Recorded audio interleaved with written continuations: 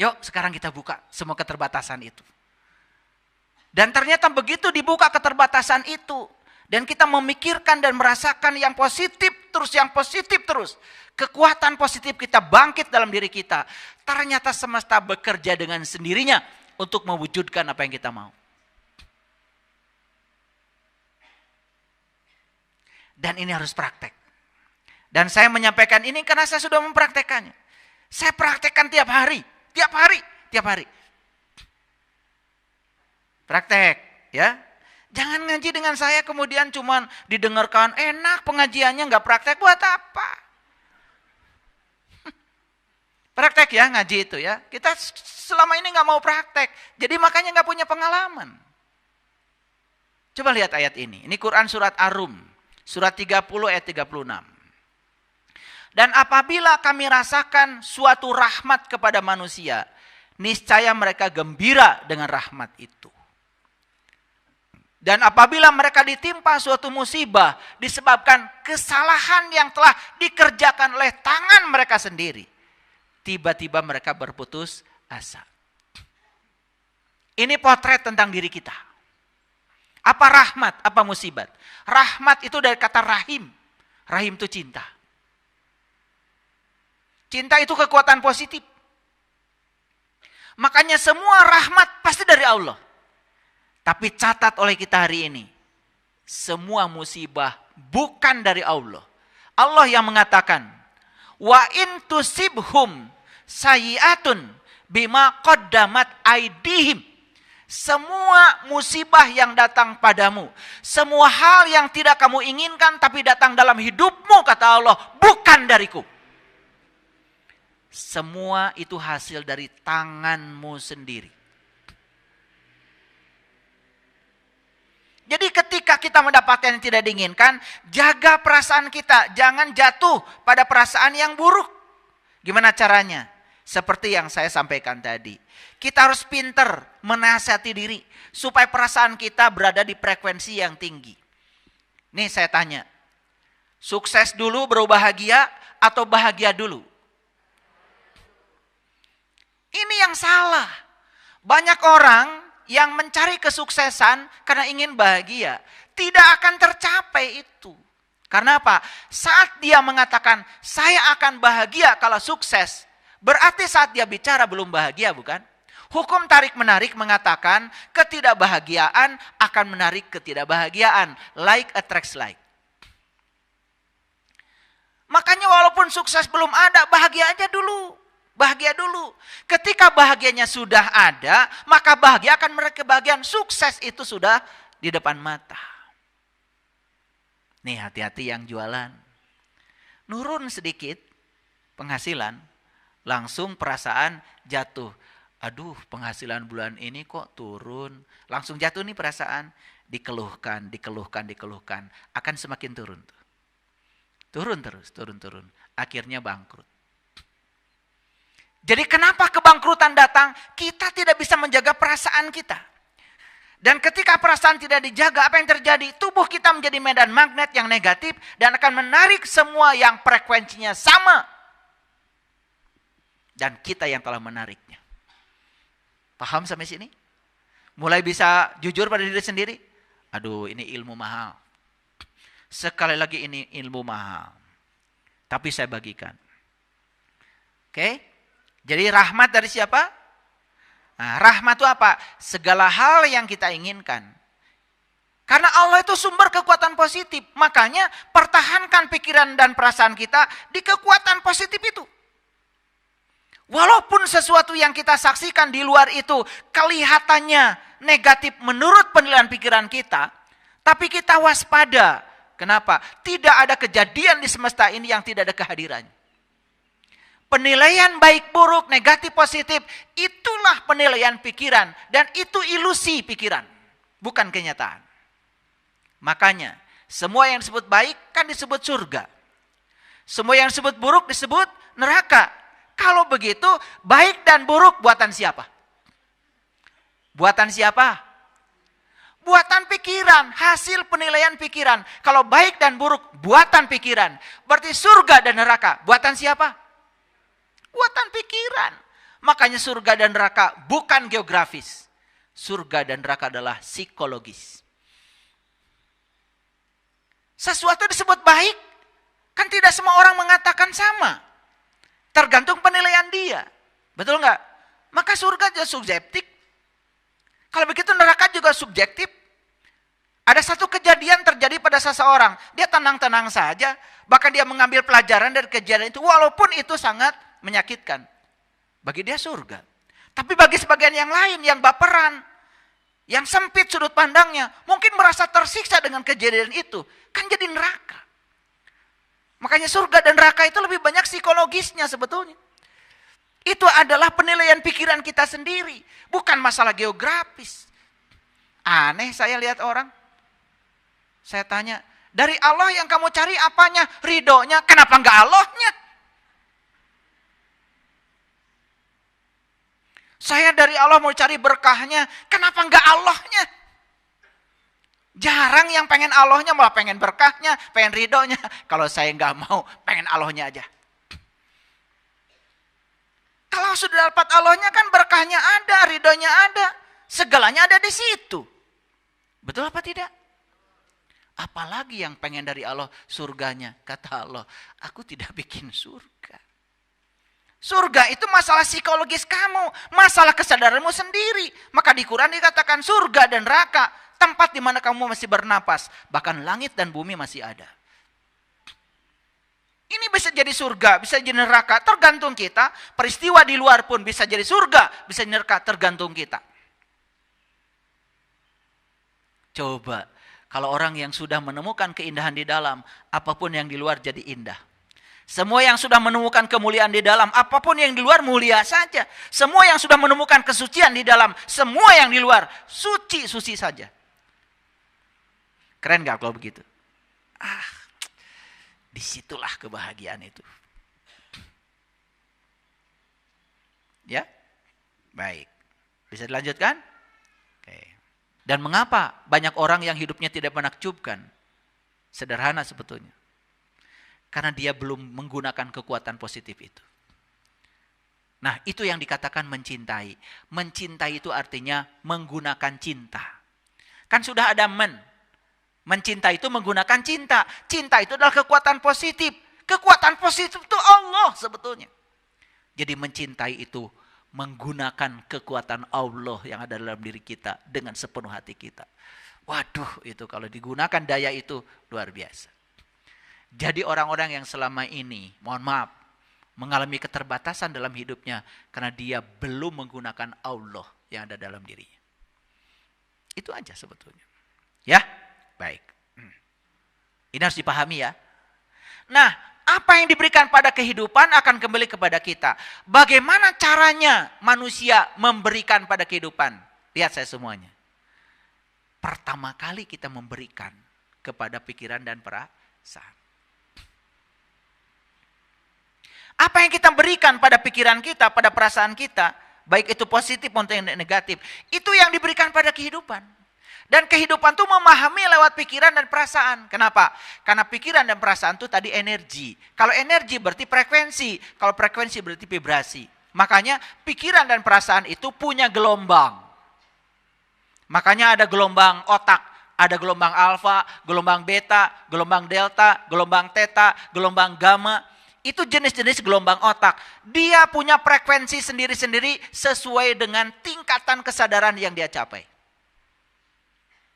Nih ya, zamannya COVID, orang lewat kamera, nanti akan ketahuan siapa yang suhunya di atas 39 derajat Celcius. Nanti diambil tuh oleh petugas karantina, diamankan. Kok bisa padahal pakai kamera? Karena kamera itu bukan sekedar memotret wajah orang, tapi kamera itu ada sensornya. Nah, sensor itu menangkap gelombang yang dipancarkan oleh tubuh kita. Kenapa? Tubuh yang berbeda suhunya akan memancarkan gelombang yang berbeda. Itu yang disebut dengan prinsip radiasi. Itu namanya radiasi elektromagnetik. Nah, ternyata gelombang yang ditangkap oleh sensor itu berbeda-beda tergantung tingkat suhu tubuhnya. Makanya sensor bisa menangkap siapa suhunya berapa. Hebat ya, teknologi itu, makanya belajar sedikit. Nah, keahlian saya di bidang itu, jadi saya risetnya lebih banyak di sensor, di semikonduktor, material elektronik itu namanya, ya, bikin sensor-sensor itu. Nah, di mobil kan ada sensor suhu, jadi kalau AC dihidupkan tek gitu, kalau sudah dingin nanti mati sendiri kan, gitu. Itu sensor suhu, ya, itu namanya termostat itu, ya. Gitu. Kalau saya jelaskan pusing nanti, itu harus kuliahnya 10 SKS ya. Ini aja dulu, ini dulu, yang gampang dulu. Meyakini yang tidak terlihat, maka kita akan melihat yang diyakini. Sampai sini mengerti? Mengerti? Hati-hati meyakini yang tidak terlihat. Makanya yang tidak terlihat, kalau kuat keyakinannya akan mewujud menjadi kenyataan. Yang masih percaya santet, pasti kena santet. Tapi yang tidak meyakini santet, gak percaya tuh santet-santetan, gak akan kena. Beda frekuensi. Yang masih meyakini santet, karena frekuensi yang di frekuensi santet, dan kata santet ada di otaknya, kena. Kena pasti. Dan nanti akan berhubungan dengan dukun-dukun santet. Ya, pasti berhubungan dengan orang-orang di sekitar itu. Karena frekuensinya frekuensi itu. Yang tidak yakin dengan itu, tidak akan kena. Percaya sama saya. Makanya kalau saya ditanya, bagaimana caranya supaya tidak kena santet? Jangan percaya. Gitu aja. Nggak usah sekolah tinggi-tinggi. Jangan percaya gitu aja. Tapi saya melihat ada orang yang praktek santet, bisa mengeluarkan paku tuh dari kepalanya. Itu sudah dibawa pakunya sama dia. Gitu aja, ditipu gitu aja. Berarti kita masih bodoh kalau masih dibohong-bohongi ya. Itu paku keluar dari kepala, kamu bohong kamu juga pasti. Mengada-ada. Itu menguatkan keyakinan. Itu bahaya ya. Oke, baik. Bagaimana cara memberikan yang positif atau negatif? Lewat apa? Lewat pikiran dan perasaan. Lihat saya semuanya. Ini alatnya. Bapak Ibu ngasih yang negatif dan positif lewat pikiran dan perasaan. Apa yang dilewatkan pikiran dan perasaan itu membentuk medan magnet. Membentuk gelombang. Nah, gelombang ini akan memancar ke seluruh semesta. Kalau yang negatif akan menarik yang negatif, kalau yang positif akan menarik yang positif. Kan sederhana. Saya ingin menarik yang positif, ya sudah, pancarkan lewat pikiran dan perasaan yang positif. Itu aja kuncinya. Yes? Ya, itu. Sederhana kan? Jadi kalau begitu siapa pencipta kehidupan? Jelas. Alatnya adalah pikiran dan perasaan. Allah hanya merespon apa yang kita pikirkan dan kita rasakan. Sampai sini mengerti? Oke. Dibuat sama saya kuliahnya jadi sederhana. Supaya yang kuliahnya SD, yang kuliahnya S4 bisa semua. Tahu S4? Itu sekolah paling tinggi. Ya, susah senyum, senang senyum. Itu S4. Kalau sudah begitu, udah itu sekolah paling tinggi itu, ya. Susah senyum, senang senyum. Itu S4. S3 itu belum apa-apa. Makanya kalau sudah S3 tuntaskan sampai S4. Ya, baru benar tuh sekolah. Ya, susah senyum, senang, senyum, netral. Sudah bisa bahagia di segala kondisi. Makanya lagunya, di sini senang, di sana senang, di mana-mana hatiku senang, gitu. Di rumah senang, di pasar senang, di kantor senang, di mana-mana hatiku senang, la la la la, kan gitu lagunya juga. Betul nggak? Nah, itu lagu S4 itu. Ya, itu lagu S4. Dulu kalian melakukannya di mana itu? Menyanyikannya? TK. Taman Kawak-Kawak. Ya. Udah kawak-kawak masih belum bisa senang. TK terus. Makanya kalau S4 itu khusus buat TK, tapi Taman Kawak-Kawak nih yang di atas 50 itu kawak-kawak. Kalau masih kecil tuh kanak-kanak. Tapi ingat ya, anak kecil itu adalah sumber sukacita yang bagus. Makanya ya, kalau lagi sedang galau, peluk anak kecil tuh. Main dengan anak kecil. Anak kecil itu sumber sukacita, sumber kebahagiaan, sumber kepolosan. Ya, makanya ya, aduh punya cucu itu luar biasa. Ya, gendong cucu itu healing gitu, healing ya, healing. Nah, yang tidak suka cucu, itu ada masalah. Ya. Ada yang tidak senang sama cucu ya, itu masalah itu. Jadi, bagaimana cara merubah nasib? Lihat saya semuanya. Cukup merasa baik. Begitu kita merasa baik, berarti kita sudah mengungkapkan kekuatan positif pada perasaan kita. Di situ awal perubahan nasib. Makanya orang yang merasa baik, selalu syukur, gembira, penuh gairah, semangat, antusias, penuh harapan, dan selalu puas dengan apapun yang dicapai. Ya, nah beda dengan orang yang selalu ya mengalami ketiadaan cinta, bosan, jengkel, khawatir. Kalau ada yang tidak suka, mengecam. Nih, lihat ya. Kan banyak tuh yang suka mengecam ya. Mengecam. Alhamdulillah yang mengecam saya juga banyak. Merasa orang paling baik. Gak usah dilawan gitu. Assalamualaikum. Itu aja. Karena yang suka mengecam, menghukumi orang, apalagi menghujat orang, itu sebetulnya bukan orang hebat. Bukan ilmunya banyak, dia sedang mengalami ketiadaan cinta. Kalau ada Allah dalam dirinya, gak mungkin begitu. Rumus manusia yang semacam itu adalah 100 kurangi 1 sama dengan 0. Itu matematikanya. 100 kurangi 1 berapa? Nah, bagi manusia yang kayak gitu, 100 kurangi 1 itu 0. 100 kebaikan yang dilihat 1 aja kesalahannya. 0 jadinya. Allah juga punya rumus 100 kurangi 1 sama dengan 0. Punya. Rumus Allah mah enggak kayak gitu ya. Lupa saya. Rumus Allah itu 100 dikurangi 1 sama dengan 100. Kalau kamu lakukan kebaikan 100, satu melakukan kesalahan, Allah Maha Pengampun. 100 dikurangi 1, 100. Hebat Allah itu. Maka dia adalah Maha Pengampun. Beda sama kalian ya. 100 kurangi 1, 0. Suami bikin kesalahan sekali, langsung 0.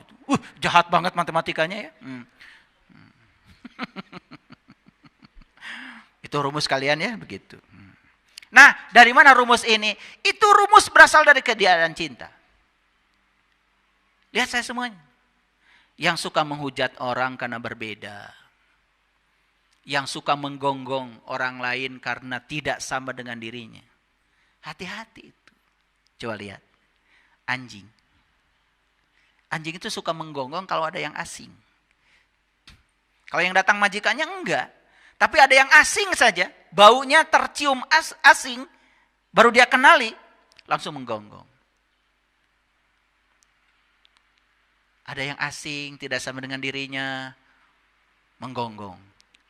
Apa itu namanya? Saya nggak tega nyebutnya. Cinta. Amarah, kebencian, kecemburuan, rasa bersalah, keputusasaan dan ketakutan. Itu semua berasal dari ketiadaan cinta. Ini yang akan menarik semua energi-energi negatif dalam hidup. Jadi periksa coba.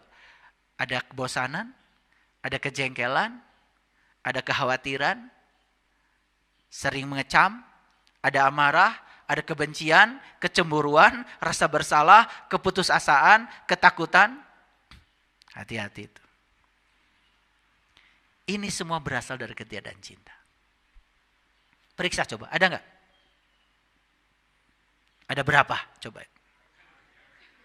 Ada semua? Ya Allah, itu namanya komplikasi itu. Itu nggak cukup di IGD itu. Harus ICU itu. Ya. Nah, kalau semuanya, kalau semuanya ada, ya Allah. Sekarang izinkan saya untuk menggunakan judul ini masuk lebih dalam. Saya akan berbicara masalah keimanan. Saya akan bicara masalah tauhid sekarang. Bapak Ibu, iman itu awalnya meyakini yang tidak terlihat, bukan? Kalian iman pada Allah? Ya? Sudah ada keyakinan kepada Allah walaupun belum melihatnya. Nah, itu yang digambarkan di Quran. Umatnya Nabi Musa itu disuruh iman sama Musa. Kalian pada iman ya sama Allahku, kata Musa. Tetapi apa jawaban umatnya Nabi Musa saat itu? Yang namanya Bani Israel. Makanya namanya juga Bani Israel. Bani itu orang, Isra itu berjalan, El itu Tuhan. Jadi Bani Israel orang yang berjalan menuju Tuhan. Tidak ada kaitannya dengan nama negara yang di sana itu, nggak ada. Nah, kenapa nama negara itu Israel? Itu diambil dari Quran. Karena tahu Bani Israel diunggulkan dari segala umat, diambil nama itu jadi nama negaranya. Itu nama pinjaman. Tapi yang dimaksud Allah Bani Israel, siapa saja orangnya. Negara mana saja bangsanya. Kulit apapun warna kulitnya. Apapun keyakinannya. Kalau dia mau berjalan menuju Tuhan, itu Bani Israel. Makanya Bani Israel diunggulkan dari segala umat. Ya Bani Israel, uzkuru nikmati Allah alaikum wa anni faddaltukum alal alamin. Mau jadi Bani Israel? Yes, bagus. Makanya tidak ada kaitannya dengan sana, nggak ada. Bani Israel di Quran murni. Cuman otak kita sudah terpengaruh oleh itu. Sehingga kita membenci Bani Israel. Padahal Bani Israel di Quran itu orang yang dapat nikmat. Dan nikmat tertinggi adalah bisa tahu jati diri kita sendiri. Makanya yang dapat nikmat cuma 4. Para nabi, para siddiqin, para syuhada, dan para sholihin. Masuk salah satu golongan dari yang 4 saja. Keren.